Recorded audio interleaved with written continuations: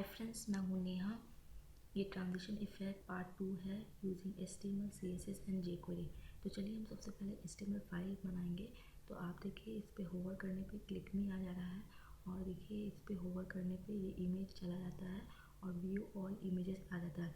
यहाँ जो आप इमेज देख रहे हैं ये जितना भी डालेंगे वो CSS के मदद से डालेंगे, मगर आप ये जो व्यू ऑल इमेजेस का फेडिंग इफेक्ट देख रहे हैं, ये जो आप फेडिंग इफेक्ट देख रहे हो ये हम डालेंगे .css फाइल में। तो चलिए हम लिखना शुरू करते हैं। तो सबसे पहले मैं यहाँ पे डॉट टाइप लिख लेती हूँ, डॉट टाइप HTML, और यहाँ पे HTML शुरू करती हूँ और इसे मैं इसके अंदर हम लिखेंगे हेड और इसे मैं बंद कर देती हूँ और इसके नीचे मैं बॉडी लिख लेती हूँ और यहाँ पे भी बॉडी डाल देती हूँ। इसके नीचे मैं टाइटल डाल रही हूँ और इसे बंद कर देना। और इस टाइटल के अंदर हम लिखेंगे कंप्यूटर वर्ल्ड्स,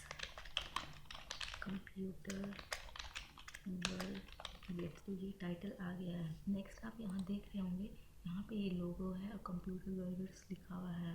तो मैं यहाँ पे पहले आपको इसे सेव कर ले और यहाँ पे हम रन करके दिखाते हैं। तो देखिए कंप्यूटर वर्ल्ड्स आ गया, मगर ये लोगो नहीं आ रहा है। लोगो को लिंक करना होगा आपको। तो यहाँ हम लिखेंगे लिंक और ये सिंगल टैग, इसे बंद कर दें और आपको REL लिखना होगा। और ये आइकन टाइप है, ये आइकन है, इस कारण से आपको यहाँ पे आइकन लिखना होगा। और टाइप किस टाइप का है, तो ये जो है इमेज है, तो आपको यहाँ पे इमेज लिखना होगा। और आपको href के थ्रू आपको बताना होगा कि ये फाइल जो है कहाँ पे रखा हुआ है। तो आप देख सकते हैं मेरा इमेजेस कहाँ है। मेरा इमेजेस जो है इमेजेस के अंदर है। तो यहाँ पर मैं लिखूँगी इमेजेस के अंदर फाइल का नाम क्या है। ये देखिए लोगो है। यहाँ पे मैं प्रॉपर्टीज़ में चेक कर लेती हूँ।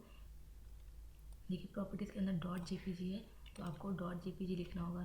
तो इसका नाम क्या है, लोगो। तो यहाँ हम लिख देंगे logo.jpg। इसे सेव कर लें और इसे मैं रिफ़्रेश कर देती हूँ और चेक करती हूँ ये आता है कि नहीं। देखिए ये लोगो आ चुका है। और इसका विड्थ और हाइट भी आप सेट कर सकते हैं। अगर आप चाहते हैं कि इसका विड्थ और हाइट भी, तो वो भी कर सकते हैं। मान लीजिए मैं यहाँ पे आपको विड्थ और हाइट भी देख के समझा देती हूँ। विड्थ मान लीजिए दे देती हूँ 50 और हाइट जो है वो 50 डाल देती हूँ, यहाँ पे 50। इसे सेव कर लें और इसे मैं रिफ़्रेश कर देती हूँ। देखिएगा कोई चेंजेस नहीं होगा। ठीक है, तो यहाँ पे विड्थ और हाइट जो है सेट हो गया है। नेक्स्ट अब हम बॉडी के अंदर जितना भी HTML टैग है वो लिखेंगे। तो मैं सबसे पहले यहाँ पे कमेंट कर ले रही हूँ और इसके नीचे लिख देती हूँ मैं हेडर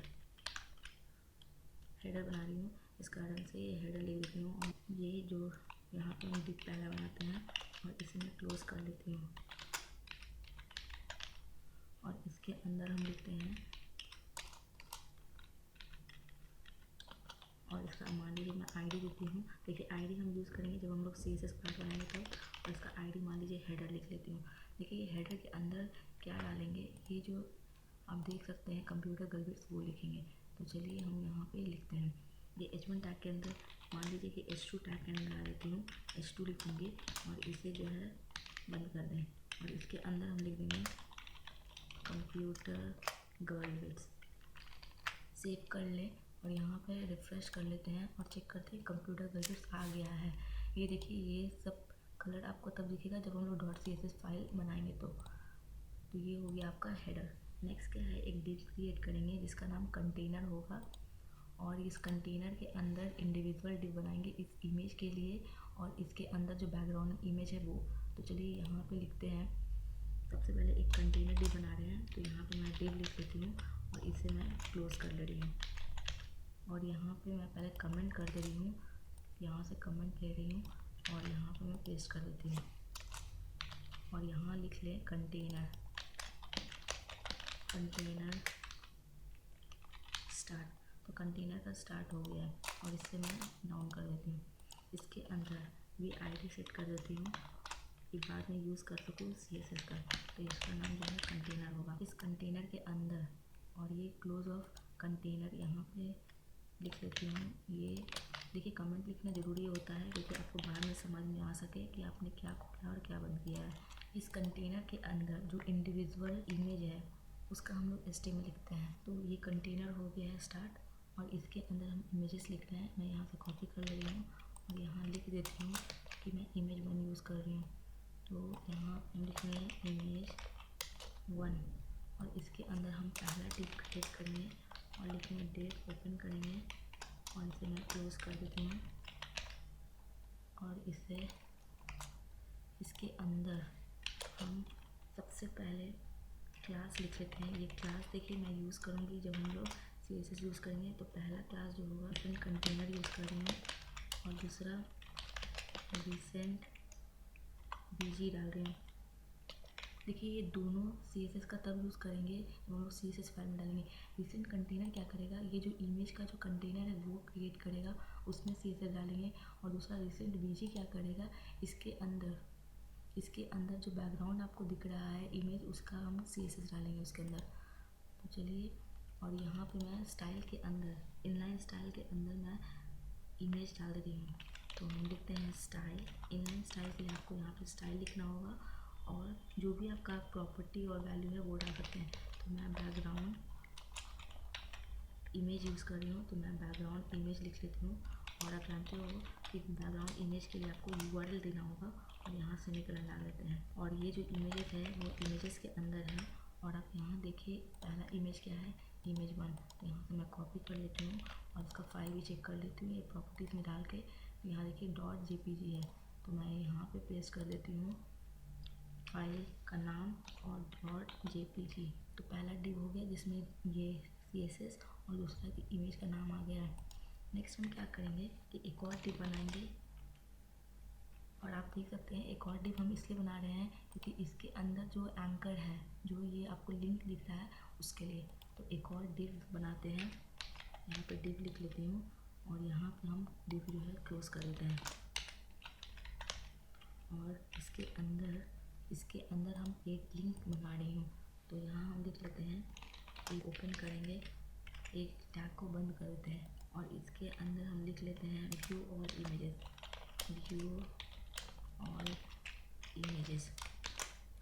ठीक है, और यहाँ पे डाल देते हैं। देखिए अभी मेरे href जो है, अभी मैं कोई लिंक नहीं डाल रही हूँ इसलिए हैश डाल रही हूँ। और इसके अंदर हम क्लास यूज़ कर ले रहे हैं जो होगा एंकर के लिए मैं ANSPH लिख देती हूँ। तो ये एंकर के लिए होगा। इसका भी डिव का क्लास डाल दे रही हूँ क्लास। इसका क्लास होगा रिसेंट होवर।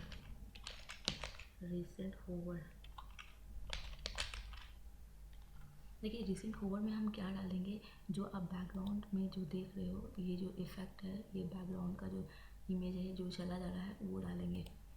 तो पहला डिव को ओपन किए, क्लोज किए, इसके अंदर क्लास डाल रहे हैं। नेक्स्ट स्टाइल में बैकग्राउंड इमेज डाल रहे हैं। यहाँ पे हम डिव यूज़ किए हैं, रिसेंट ओवर नाम का क्लास है और इसके अंदर लिंक हम डाल दिए हैं। यहाँ हम रिफ्रेश करते हैं और चेक करते हैं। देखिए इमेजेस जो है आ गया है और देखिए एंकर टाइप बन रहा है, इसका मतलब लिंक भी यहाँ पे आ चुका है। उसी तरीके से आपको सारे इमेजेस के लिए यहाँ पे देना होगा। मैं यहाँ से कॉपी कर लेती हूँ और यहाँ पे 4-5 इमेज है इसलिए 1 2 3 4 और 5 इमेज के लिए पेस्ट कर देती हूँ। तो यहाँ पे मैं चेंज कर ले रही हूँ, ये इमेज 2 हो जाएगा। और इस इमेज का भी नाम जो है मैं चेंज कर देती हूँ 2। यहाँ पे ये 3 कर देती हूँ और यहाँ पे भी 3 डाल रही हूँ। ये है 4 और यहाँ पे भी इमेज जो है 4 हो गया है। नेक्स्ट इमेज जो है 5 है तो यहाँ पे मैं 5 डाल रही हूँ और यहाँ पे भी 5 हम डाल देते हैं। ठीक है, तो ये देखिए मैं सेव कर ले रही हूँ और यहाँ हम रिफ्रेश कर देते हैं। तो ये देखिए 5 इमेज जो है 1 2 3 4 5 आ गया है और ये सारे लिंक भी आ गए हैं। अब आप देख सकते हैं यहाँ पे कि ये बटन बना हुआ है। तो ये जो है बनाएंगे हम यहाँ पे। उसके लिए आपको इस डिव के अंदर ही हम लिख लेते हैं यहाँ पे बटन। तो मैं सबसे पहले कमेंट कर देती हूँ और यहाँ हम लिख लेते हैं बटन। यहाँ हम बटन को ओपन करेंगे और बटन को यहाँ पे क्लोज कर दें। यहाँ पे हम क्लास यूज़ कर रहे हैं और इसके अंदर मान लीजिए मैं अभी यहाँ पे ले लेती हूँ, इसका क्लास का नाम क्या है, BTN रिसेंट। देखिए ये जो यहाँ पे आप देख सकते हैं, ये जो बॉक्स क्रिएट हुआ है उसके लिए हम लोग पहला जो CSS है उसके लिए यूज़ कर रहे हैं। नेक्स्ट हम BTN इफेक्ट के लिए यूज़ कर रहे हैं। देखिए BTN इफेक्ट में क्या करेंगे, जो भी इफेक्ट आया हुआ है टेक्स्ट का, और आप देख सकते हैं एक टेक्स्ट के ऊपर दूसरा टेक्स्ट आया हुआ है, वो भी हम चेंज करेंगे BTN इफेक्ट में डाल के।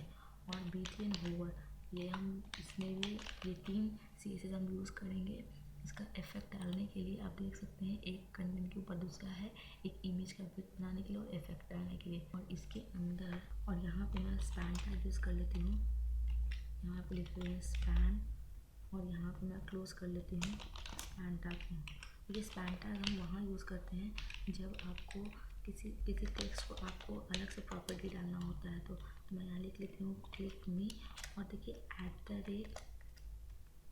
@ampersand GT, और &GT क्या करता है मैं आपको आउटपुट में दिखाती हूँ। GT पहले सेव कर लें, उसके बाद मैं बताती हूँ ये क्या हो रहा है। और यहाँ मैं रिफ्रेश कर लेती हूँ। आप देख सकते हैं ये जो एरो साइन है वो इसके कारण बना है, ये GT और GT के कारण। तो आप क्लिक में ये बटन खुला और ये बंद हो गया है, इसमें हम क्लास 3 डाल रहे हैं, और यहाँ क्लिक में लिख ले रहे हैं, और ये स्पैन को क्लोज कर दिए। तो ये देखिए क्लिक में जो है बटन आ गया है। तो नेक्स्ट ट्यूटोरियल में हम लोग CSS फाइल बनाएंगे। Thank you so much guys, and don't forget to like, subscribe and share.